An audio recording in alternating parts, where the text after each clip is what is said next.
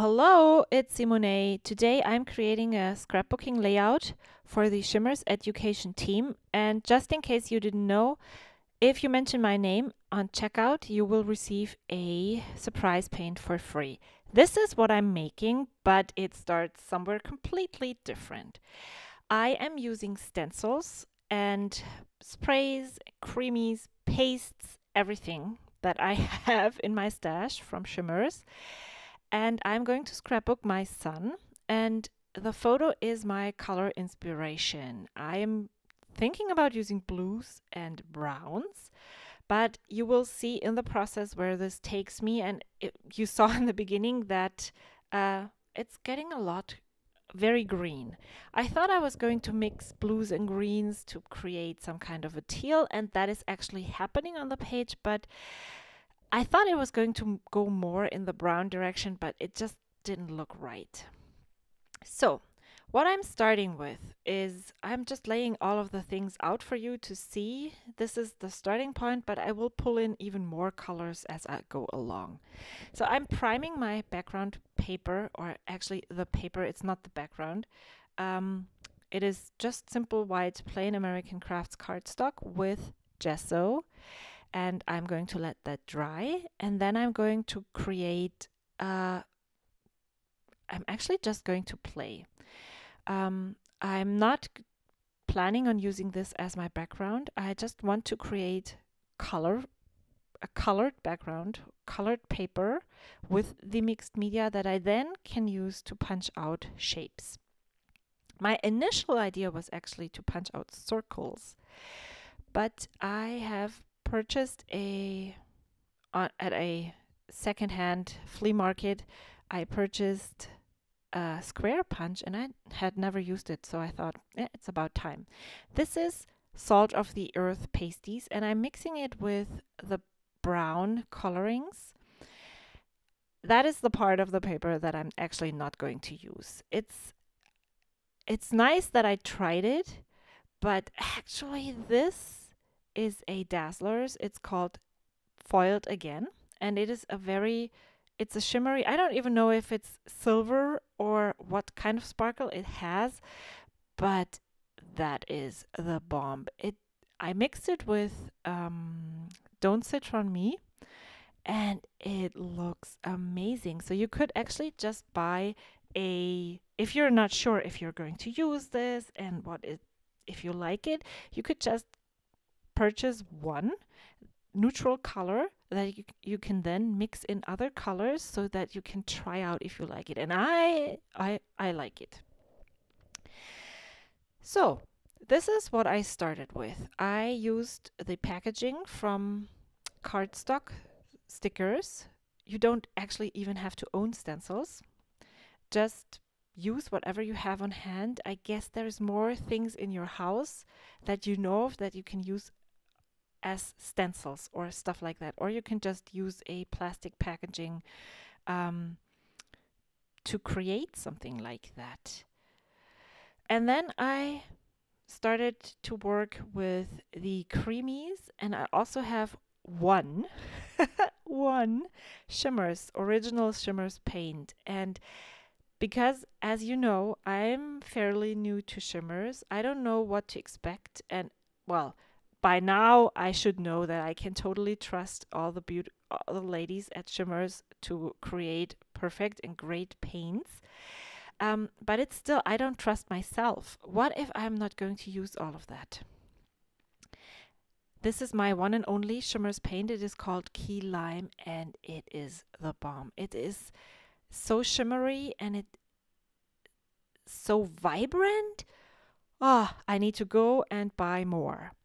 So what I did was, just as you can see here, I sped it up quite a bit. This took me all morning. I'm using a brush. I'm using water that I have to the side there, and I'm using the colors, and I'm just adding the colors wherever.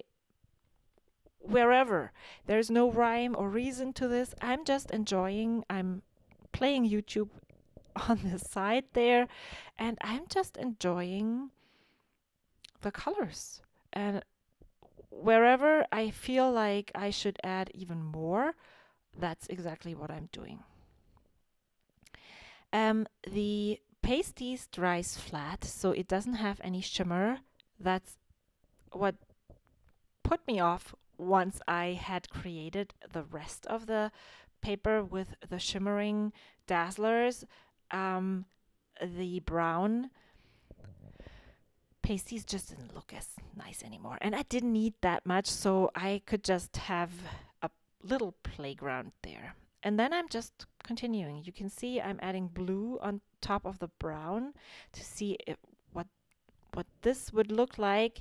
And again, I said before, I'm not going to use this. And then once when the colors start pooling and there's so much water on there, I'm just letting the colors run. I'm holding my paper and using my fingers where I think I need it to free up some of the, what are these? They are stenciled, the texture, so that you can still see the color of the texture. I don't want the color to dry on top of my textures, my dots. And then I thought I was done with the sprays, but they are also very colorful when you put them on, and you get more water onto the paper. That is always nice because I wanted to mix. I want it just to be colorful. I like light colors, but I'm more a fan of really vibrant, full-on color, and that's what you get when you add this much color. And yeah, it takes a while to dry, I have to admit. I did this one morning and then I put it aside and did the rest the next day, and it took almost all afternoon to dry. So you need to plan ahead if you want to do something like that. But hey, if you're sitting there, you could just do this right in front of the TV. There is nothing. It's a bit messy, but if you use a cardboard box underneath or a little bit bigger surface than I had, you're not going to be that messy. You can hold the spray fairly close to the paper because I'm just using the color. And yeah, everywhere I think I need more, I'm just going in. And as you can see, the circles I'm covering them up, but they add a lot of texture. So even though I'm not going with the circle scheme or circle topic, maybe, they still add quite a lot of texture or, yeah, color to the background. I'm showing you all the papers that I was planning to use. I thought I was going to punch out squares from this handmade background, plus squares from the other papers. But actually, I'm just going to use the other papers for layering effects, but not to intersperse with my squares because I just didn't need it. They're so differently colored, and there's so much going on those squares that I don't need other pattern paper right interspersed with my squares. So yeah, and you can see I punched out a brown square, and even though I'm not going to use this, it actually looks quite okay by itself. So even though maybe you're not in love with what you create, sometimes it's actually worth punching it out, using a punch and looking at it once it's punched. Maybe it looks better than you initially thought.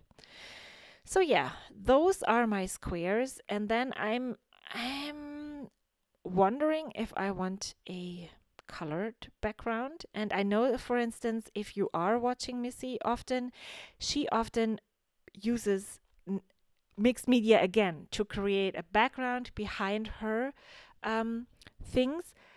I didn't think I needed that. I really liked the contrast of the plain bright white cardstock and the green squares.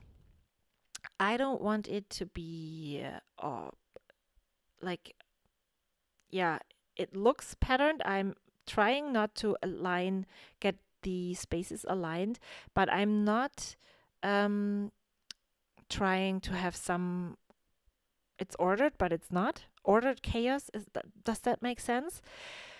I didn't know where I was going with this. I had thought that maybe I was going to pile them on top of each other, but when I had laid that out, I like for 5 seconds I considered trying something else, but I really, really liked how that looked on the paper. And then I decided I'm just going to glue it down, and then I pulled out my sewing machine and stitched down the middle of the rows. And yeah, even though I created this from the top to the bottom, I'm now going to use this as a horizontal layout. Don't ask me why, I just really thought it looked better. And if you remember or look back to the start of the background, I added in all the squares. I added in more because when I put down my photo, I realized that I wanted the green squares to stick out on the sides, and that wouldn't have been possible if I hadn't made it bigger than I initially thought. I was afraid that it might be too much, but since I'm actually creating quite a big photo cluster and layer here, which covers up some of the squares, it's not as big as or voluminous as I initially thought. So keep that in mind. That is something that I always hear Missy wouldn't say, but I never trust her. And when you then do it and you realize, oh yeah, I need more because it's not going to be visible. So the papers I have been using, which are actually the more important thing here for me, or what I want you to take from this, is not what papers I used and what embellishments I used. It is that you can actually really try and do this yourself. And the mixed media background, the mixed media paper that I created, is the more important thing here. So what I used is, I just recently received my Cocoa Daisy kit, and there were, as you saw, colors in it that went really well with this green background, so I used that. And then I thought I was going to create a journaling background with this card that you saw here, but I actually liked it as a layer right behind the photo, so I skipped that journaling background. I mean, I could have written a lot, but then I went with, it would have been really cool if I would have been able to make this a hidden journaling spot. But yeah, I didn't really want it to pull out my sewing machine again, and so I decided, nope, I'm not. I'm just going to write teeny tiny bit. My son loves climbing. He's on a climbing team and he goes there twice a week. He's going again one time on the weekend, so he actually goes climbing 3 times a week every week, except for maybe 1 month in the summer when he just needs a break. And he loves it. He's good at it too. So, and this is a photo that was taken at a competition where this was the final. He scored, I think, 4th place overall, and he just loves it. This is his world, and yeah, so there's nothing. I could have written tons, but I could just write that this is his dream and that he loves doing it, and that's what I'm going to do actually then. So what else? I pulled out my die cuts and I'm mixing and matching. There is Maggie Holmes. I think Maggie Holmes, or it's definitely Crate Paper. I'm not sure if it is Maggie Holmes, but there is these tickets behind the clip there that is from Pink Fresh Studio, A Case of the Blast. Then this is Pink Paisley, the Wild Child collection. It's completely different color scheme and it is very bold. The other one is very dreamy, but it works on this layout, right? So I encourage you all to combine things that you usually wouldn't combine. The theme on this layout obviously is the green, and that is what pulls it all together. Everything works, even though it's from completely different collections. I really like that puffy sticker, but I didn't have a place for that yet, so I decided I'm just going to put it onto some wax paper until I find a spot for it.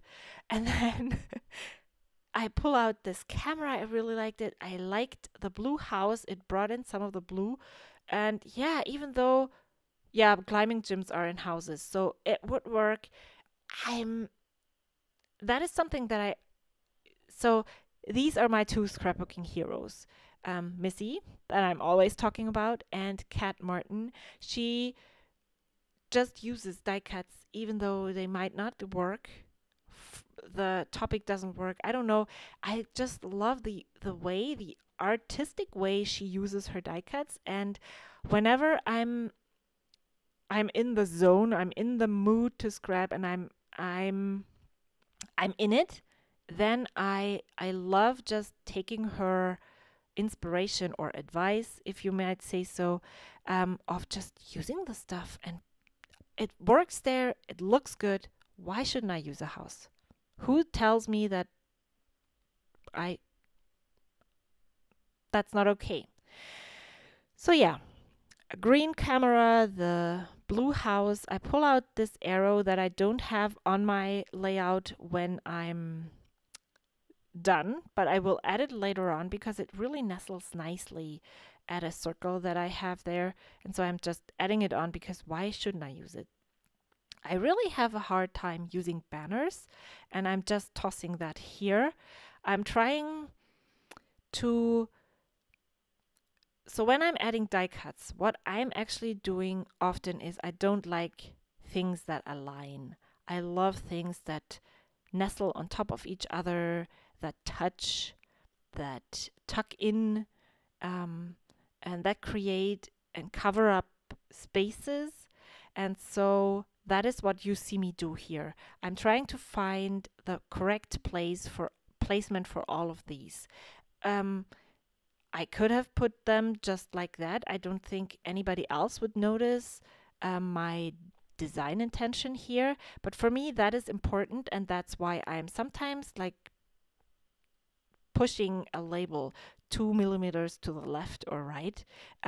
It's because for me it has more aesthetic when things are a bit off, when things are a bit when things touch, when the edges don't align, when they're off a bit. I'm looking at these things, and that's why I need to change them. And then I'm using that label, Crate Paper Maggie Holmesish, as my journaling, which says exactly what I told you here, that he just loves doing this, and I hope he continues loving it. And then I decide that I want to add some rub-ons here. However, that is something, even though it's hard to bring them in at that early stage, I should have added them before I stitched, because they could have been tucked in more. Now I'm limited by the glue and the stitching, but I think it worked out fine. So I'm rubbing in the be bold, be brave, be something. I'm rubbing in the you are my hero, I think. Something like that. Or you are my star. And then I'm adding in this rocket because I can. It's green. However, I'm cutting off the the steam, is it steam fire thing that's coming out, because it's red and it's the only orange and red thing that I would have on this, and nobody will notice that it's missing. I'm adding enamel dots to those rub-ons because I like having enamel dots. I like the way these rub-ons actually frame my center design, and having these enamel dots helps helps you focus, but also because there is a little bit of space left. And yeah, here are some close-ups, and look at this texture and the color, and I'm so in love. I'm definitely going to do this again. Here is the final layout. Thank you so much for watching. Here is the graphic that with all the information that you need for you to get free paint. I also added more of my Shimmerz Education Team layouts and projects on the screen. Don't forget to subscribe to my channel, and thank you so much for watching. I will see you next time. Bye!